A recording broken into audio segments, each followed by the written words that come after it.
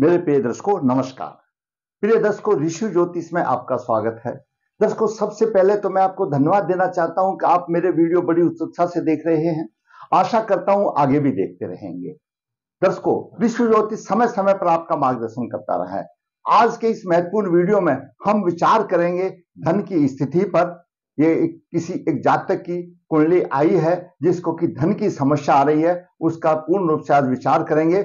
उसके साथ ही मुख्य रूप से विचार करेंगे द्वादश भाव में शनि का प्रभाव, वृश्चिक राशिगत चंद्रमा पर मंगल का प्रभाव, दशम भाव में शुभ स्थिति में मंगल का क्या प्रभाव होगा, इन योगों पर विचार करेंगे। दर्शकों, आपका लग्न या कोई भी हो, दशम भाव में कोई भी राशि हो, यहां पर मैंने शनि दिखाया, दशम भाव लिखा है, तो दशम भाव में शनि का क्या प्रभाव होगा। शनि 3 दृष्टि से पूर्ण रूप से देखता है। पहली दृष्टि जहां पर स्थित है तीसरे स्थान पर देखेगा, सप्तम स्थान पर देखेगा और दशम स्थान पर देखेगा।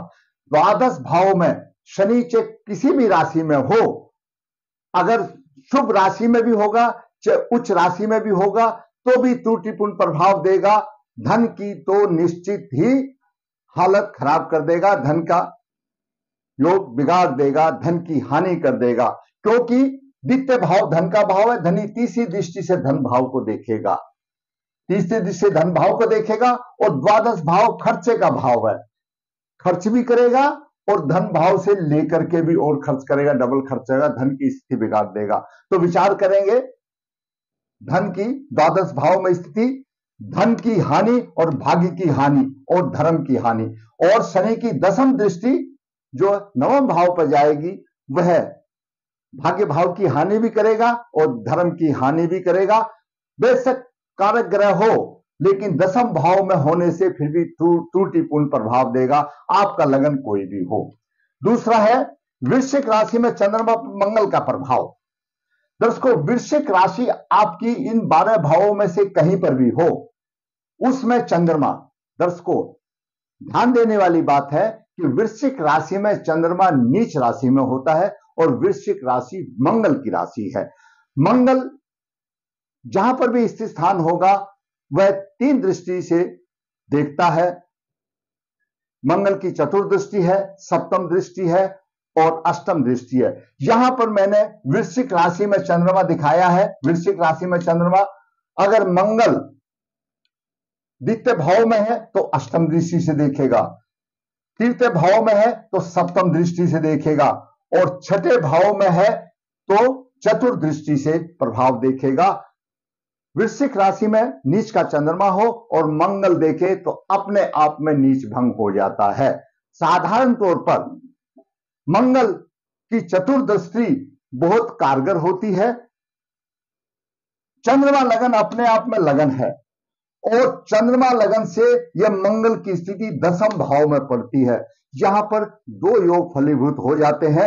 एक तो मंगल अपनी चतुर्दृष्टि से चंद्रमा को देखता है अगर दशम भाव में हो, और तृतीय भाव में हो तो सप्तम दृष्टि से देखता है, द्वितीय भाव में अष्टम दृष्टि से देखता है। वृश्चिक राशि के चंद्रमा को मंगल कहीं से भी देखे, कहीं से भी स्थान पर देखे, तो वृश्चिक राशि में जो चंद्रमा है वो अपने आप में एक लगन है। लगन के बाद चंद्रमा लगन का महत्व है। वृश्चिक राशि में चंद्रमा पर मंगल का प्रभाव, ऐसा जातक धैर्यवान होता है, राजतुल होता है, ऐश्वर्य युक्त होता है, शूरवीर होता है, रण में विजयी होता है। बालक की खुराक थोड़ी अच्छी होती है, क्योंकि दर्शकों मंगल सेनापति है। मंगल का शूरवीर होना स्वाभाविक है और अपने राशि को अपने राशि में चंद्रमा को देख रहा है, तो बहुत ही अच्छा प्रभाव है। अगला है दशम भाव में मंगल, जो मैंने यही बताया। दशम भाव में लगन, आपका लगन कोई भी हो, आपका यहां से लगन कोई भी हो, चाहे चंद्र लगन में आप देखिए या दशम लगन से देखिए, ये दशम भाव में मंगल, अगर दशम भाव में मंगल होता है, अगर शुभ मंगल है तो ऐसा जातक कुल दीपक होता है। जैसे अगर यहां मेष लगन है तो उसका मंगल आ जाएगा। सिर्फ शुभ मंगल होना चाहिए, नीच स्थिति वाला मंगल ना होना चाहिए, या कोई अशुभ ग्रह से, या राहु अधिष्ठ राशि का स्वामी ना होना चाहिए। इसलिए मैंने बताया है दसम भाव में शुभ स्थिति का मंगल कुल दीपक सम्मान की प्राप्ति होती है। क्यों? दसम भाव में मंगल दिग्बली हो जाता है और चतुर्दृष्टि से लगन को देखता है। जो कोई भी लगन हो, चंद्रमा भी अपने आप में लगन है, आप इस यहां पर चंद्रमा लगन को मानिए तो चंद्रमा लगन से दसम भाव में मंगल है और चतुर्दृष्टि से लगन को देख रहा है, तो ऐसा जातक धैर्यवान होगा, राजा के तुल होगा, सूरवीर होगा और रण में विजयी होगा, खुराक थोड़ी सी अच्छी होगी। दसम भाव में मंगल कुल दीपक सम्मान की प्राप्ति होती है। ऐसे बालक को कुल दीपक माना जाता है क्योंकि मंगल दिग्बली है। तो इस कुंडली में हम देखेंगे द्वादश भाव में शनि धन की हानि, भाग्य की हानि, धर्म की हानि। वृश्चिक राशि में चंद्रमा पर मंगल का प्रभाव, धैर्यवान, राजतुल, ऐश्वर्युक्त, शूरवीर, रण में विजयी और भोजन अधिक करने वाला। दसम भाव में मंगल की शुभ स्थिति, कुल दीपक सम्मान की प्राप्ति होगी। ये तीन बिंदु मेन होंगे हमारे आज के कुंडली के विश्लेषण में। जो हमारे पास कुंडली आई है उसमें जातक ने प्रार्थना की है कि गुरुजी हमारी धन की बहुत ही स्थिति खराब है। दर्शकों, धन के लिए द्वितीय भाव को देखा जाता है। द्वितीय भाव धन का भी भाव है, कुटुंब का भी, वाणी का भी भाव है। किसी भी भाव फल का देखने के लिए भाव की स्थिति, भाव की क्या स्थिति है, भाव पावकृति रोग में तो नहीं है, भाव में कौन सा ग्रह बैठा हुआ है, भाव पीढ़ी तो नहीं है, भाव का स्वामी किस जगह पर है और किस स्थिति में, यानी भाव और भाव की स्थिति ये देखना अनिवार्य है। उसके बाद भाव का कारक, धन भाव का कारक गुरु है, गुरु की भी स्थिति देखना अनिवार्य है। और पराशर जी के मुताबिक, पराशर जी के अध्ययन के मुताबिक, उनके मार्गदर्शन के मुताबिक काल पुरुष की राशि में द्वितीय भाव में वृश्चिक राशि है, तो शुक्र का भी अध्ययन कहीं ना कहीं जरूरी हो जाता है, सूक्ष्म लक्ष्मी है। तो धन का स्थिति देखने के लिए भाव की स्थिति, भाव कैसा है, भावेश की स्थिति, उस भाव जो भी राशि आपकी यहाँ आई उसका स्वामी किस तरह से है, पीड़ित है या शुभ स्थिति में, और कारक ग्रह का भी देखना अनिवार्य है, तब जाकर के धन की स्थिति का पता लगेगा। आगे चलते हैं, हम कुंडली का विश्लेषण इसी आधार पर करते हैं। जातक का जन्म 17 मई 1965 कृष्ण पक्ष 2 ज्येष्ठा चरण 1 में वार सोमवार को हुआ।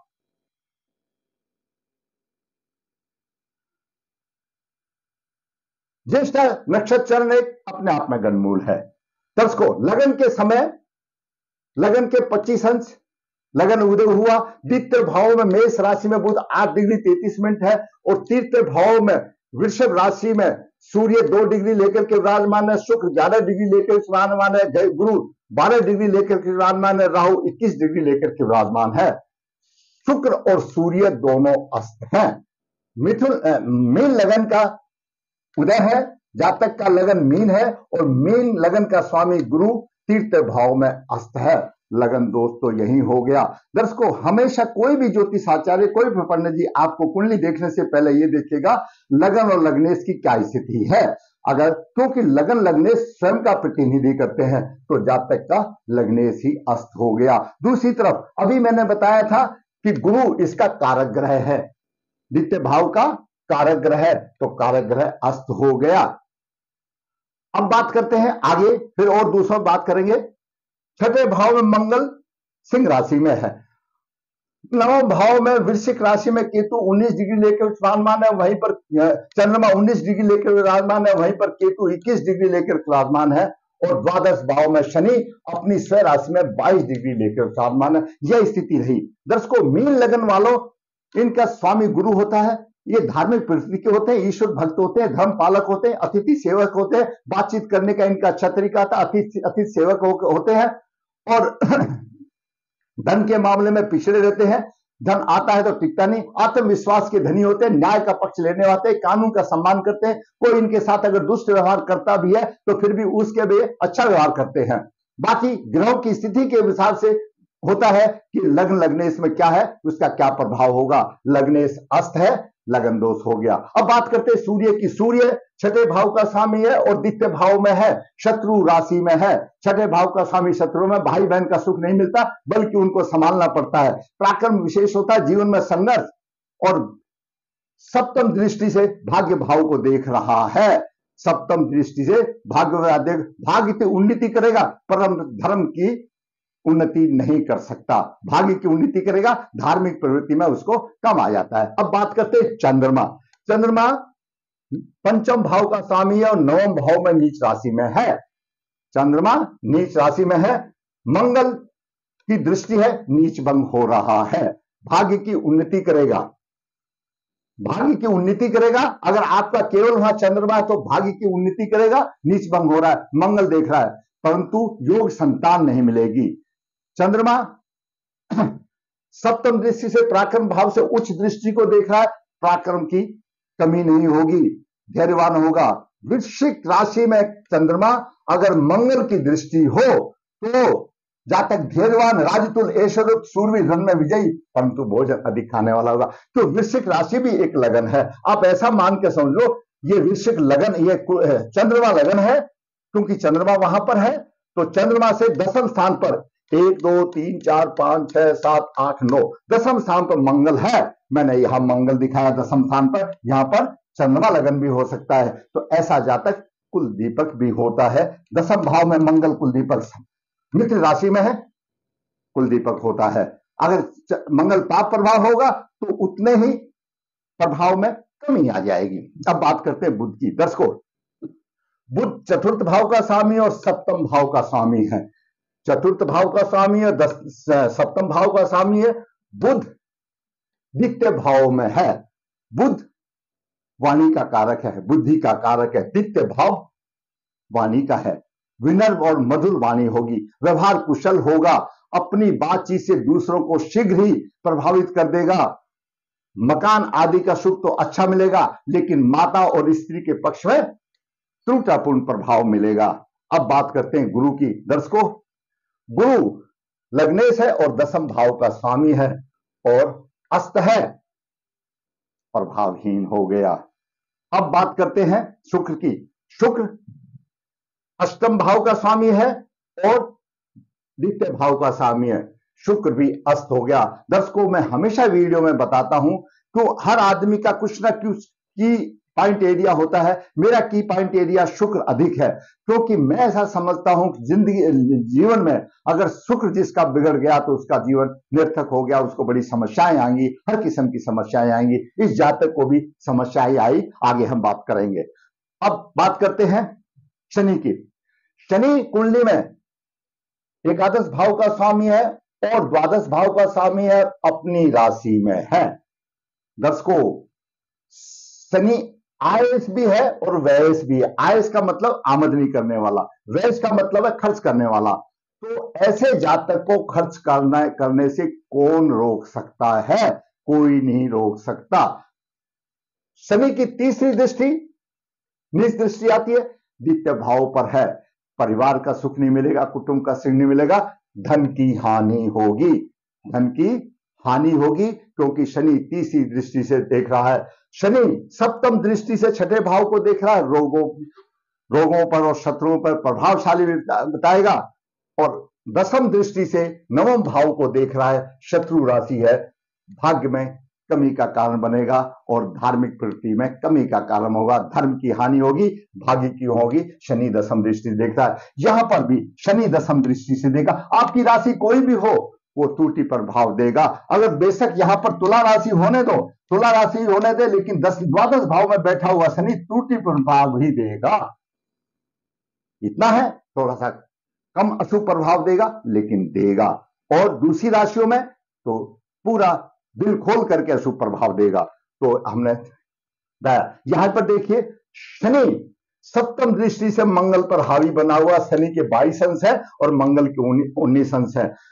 शनि धन भाव का स्वामी है। मैंने पहले ही बता दिया कि धन की स्थिति देखनी है तो धन भाव कैसा है? यहां पर शनि की तीसरी दृष्टि है, अशुभ दृष्टि है धन भाव पर। धन भाव का स्वामी मंगल है, शनि मंगल को भी पीट रहा है, अशुभ दृष्टि है। धन भाव का कारक ग्रह गुरु अस्त है। आगे चलते हैं और भी क्या क्या अशुभ योग मिलते हैं। अब शनि के साथ देखते हैं हम राहु का। दर्शकों, राहु तृतीय भाव में है, पराक्रमी तो होगा, अपनी कमजोरी को जाहिर नहीं हो देगा, हिम्मत से काम लेना हो लगा और बहन भाई से कष्ट का वातावरण बनेगा। पत्नी की सुख में पंचम दृष्टि देख रहा, पत्नी के सुख में परेशानी आएगी। नव दृष्टि भाग भाग में देखा, भाव में उतार चढ़ाव देगा, और सप्तम दृष्टि से भाग भाग में उतार चढ़ाव देगा, और नवम दृष्टि से एकादश भाव को देख रहा है तो आमदनी में भी उतार चढ़ाव देगा। अब बात करते हैं केतु की। केतु नवम भाव में है, केतु नवम भाव में है, भाग्य पक्ष में कठिनाई होगी, धर्म का पालन नहीं करेगा। चंद्रमा यहां पीड़ित हो जाता है केतु से। चंद्रमा के 19 अंश है और केतु के 21 अंश है। चंद्रमा पीड़ित हो जाता है। जब हमारे ज्योतिष विद्वानों का यह मत है कि चंद्रमा के साथ केतु और सूर्य के साथ केतु अगर हो तो शापित कुंडली बन जाती है, और दूसरे ग्रहों के साथ राहु हो तो भी शापित कुंडली बन जाती है। बड़ा अच्छा अलग अलग से ज्योतिषगणों ने वर्णन दिया हुआ है। तो यहां पर कुंडली शापित हो जाती है, चंद्रमा पीड़ित हो जाता है, मानसिक बल कमजोर हो जाता है, भाग्य की हानि हो जाती है, और शिक्षा संतान में परेशानी की बात आ जाती है। मंगल जो उसको उठाव दे रहा था वहां पर शनि उसमें कमी दे रहा है। दर्शकों, केतु की पंचम दृष्टि लगन भाव पर है, शरीर में गर्माहट होगी। सप्तम दृष्टि से पराक्रम भाव को देखा, पराक्रमित होगा। नवम दृष्टि से नवम भाव को देख रहा है केतु, शिक्षा संतान में हानि का योग बनेगा। मैंने आपको ये एक जातक की कुंडली का विश्लेषण किया। आपको इसी कुंडली में मैंने आपको द्वादश भाव में शनि धन की हानि, द्वादश भाव में शनि हानि किस प्रकार कर रहा है, द्वादश भाव यानी द्वितीय भाव को भी पीट रहा है, खर्चा भी कर रहा है, और द्वितीय भाव के स्वामी मंगल को भी पीट रहा है, धन की हानि हो रही है। अगला है वृश्चिक राशि में चंद्रमा पर मंगल प्रभाव। वृश्चिक राशि में चंद्रमा का मंगल प्रभाव है। राजतुल आदमी तो बनता है, ईश्वर युक्त बनता है, सूर्य रन में विजय होता है भोजे, परंतु दर्शकों और भी तो ग्रह है। केतु थोड़ी सी टांग खींच रहा है, बनेगा उतना ही प्रभाव कम होगा। चंद्रमा और केतु का शांति करानी पड़ेगी। अगला है दसम भाव में मंगल। चंद्रमा से दसम भाव में मंगल चाहे लगन से हो या चंद्रमा लगन से हो, तो अगर शुभ स्थिति में मंगल है तो ऐसा जातक सम्मान प्रिय होता है, क्योंकि मंगल दसम भाव में दिग्बली हो जाता है और अपने कुल का नाम रोशन करता है। उसको कुल दीपक कहा जा सकता है, सम्मान की प्राप्ति होती है। तो मैंने आपको ये 3 योग बताए, इसके साथ में मैंने धन की परेशानी का खुल करके विश्लेषण किया। अब बात करते हैं रोगों की, दोषों की। चंद्रमा के साथ केतु है, चंद्रमा केतु की शांति करानी पड़ेगी। सूर्य से शुक्र और गुरु अस्त है, सूर्य को विधिवत अर्घ देना पड़ेगा, सूर्य का सम्मान देना पड़ेगा, सूर्य की आराधना करनी पड़ेगी। शुक्र और गुरु के साथ राहु है, गुरु 12 डिग्री लेकर के है तो राहु 21 से 9 डिग्री का फर्क है। शुक्र 11 है तो राहु 10 डिग्री पर, यानी शुक्र और राहु भूखंड योग की शांति कराने पड़ेगी। गुरु और राहु चंडाल योग की शांति कराने पड़ेगी। पूर्ण रूप से कुंडली शापित है। ऐसे मैंने कुंडलियों का जब मैंने कभी अनुष्ठान में, पूजा अनुष्ठान में पाया है, तो देखा जाता है कि इनके कोई पूर्वज जो है ना वेरियस अशुभ योनि में होते हैं और प्रकट हो जाते हैं, क्योंकि कुंडली शापित है। शुक्र के साथ राहु, गुरु के साथ चांडाल योग, चंद्रमा के साथ केतु है। जातक की दशा, मंगल की महादशा 24/5/22 से 25/5/29 तक चल रही है। राहु की अंतरदशा 20/10/22 से 7/11/23 तक चल रही है। दर्शकों, एक चीज और इसमें और मैं बता देता हूं, चंद्रमा लगन से सप्तम भाव में सूर्य, गुरु, शुक्र, राहु इनका होना 2 विवाह का कारक है। विवाह में इनका 2 शादी हुआ, क्योंकि जब हम लगन से देखते हैं तो हमने वो चीज चंद्रमा लगन से भी देखना चाहिए। चंद्रमा लगन से सीधे सप्तम भाव में सूर्य और शुक्र और गुरु राहु का पीड़ित होना, ये अपने आप में दर्शाता है कि विवाह में 2 शादी का योग बन जाता है। और फिर नवाज देखने से पता लगेगा कितनी शादियां बन जाती। लेकिन साधारण तौर पर ऐसी कुंडली का समय रहते हुए जवानी के टाइम पर, अभी तो 65 का जन्म है, 35 और 23 58 साल हो गया, ऐसे जातक को जिनकी अगर कुंडली में ऐसे योग हैं लगन से या चंद्रमा लगन से इस प्रकार के योग हैं, तो ऐसों को शांति करा करके अगर लड़की है तो उसको कुंभ विवाह कर लेना चाहिए, और पुरुष है तो उसको अर्क विवाह करके फिर योग जीवन साथी से विवाह करना चाहिए। आपका जीवन सफल होगा। दर्शकों, मैंने आज की इस वीडियो में आपको 4-5 ये योग बताए, मैंने आपका मार्गदर्शन करने की कोशिश की। फिर कहूंगा दर्शकों, विश्व ज्योतिष नर्मदा जी के तट पर है, नजदीक है, जहां पर काल सर्पदोष पितृदोष की पूजाएं ऑर्गेनाइज की जाती हैं। जो इच्छुक है संपर्क कर सकता है, समय रहते कर लेना चाहिए। इस जातक ने हमारे वीडियो देखे तो अभी संपर्क किया, अभी क्या फायदा, वो उसकी मर्जी है। क्यों वो दोष साथ क्यों लेके जाना, यहीं पर छोड़ डालने से मनुष्य योनि मिली है कुछ करने के लिए तो कर लेना चाहिए। विश्व ज्योतिष हाथ से पत्रिकाएं लिखता है, पूरा निचोड़ जीवन का साल निचोड़ देता है, आपका मार्गदर्शन कर देता है। जो इच्छुक है वो संपर्क कर सकता है। हर वीडियो में मेरा नंबर रहता है, व्हाट्सएप नंबर रहता है। दर्शकों, विश्व ज्योतिष कन्या अभिभावक के लिए गुण मिलान की प्रक्रिया बिना किसी शुल्क के अभिभावक का आसान करने के व्हाट्सएप करके भेज दी जाती है। जो इच्छुक है फायदा उठा सकता है।